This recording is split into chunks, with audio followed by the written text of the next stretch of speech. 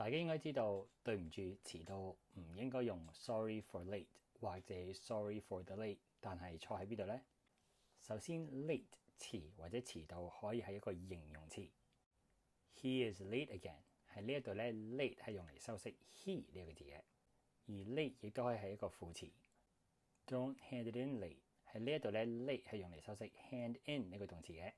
要記住嘅係，當我哋用 sorry for 嘅時候 for 係一個介詞 preposition， 而係 preposition 後面必定要跟名詞。但係我唔係一個名詞啊，點算啊？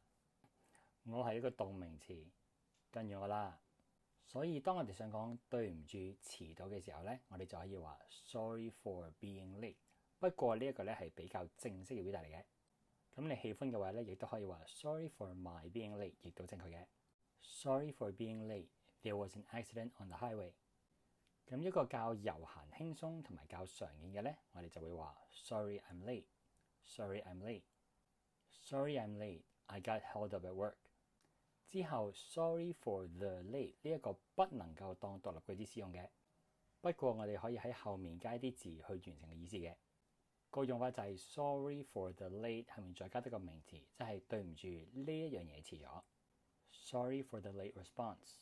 Sorry for the late delivery. Sorry for the late notice. Sorry for the late submission. Sorry for the late payment. 如果你遲到，你想要一個好正式嘅表達咧，我哋亦都可以話 Sorry for my late arrival 或者 Apologies for my late arrival。對唔住，個確認遲咗，英文應該點樣表達咧？學到新嘢記住幫手 like、comment 同埋 share。想揾私人英文補習老師咧，就歡迎揾我。想支持我繼續拍片咧，就記住訂閱嘅 Patreon 平台同埋參加我嘅中小組班。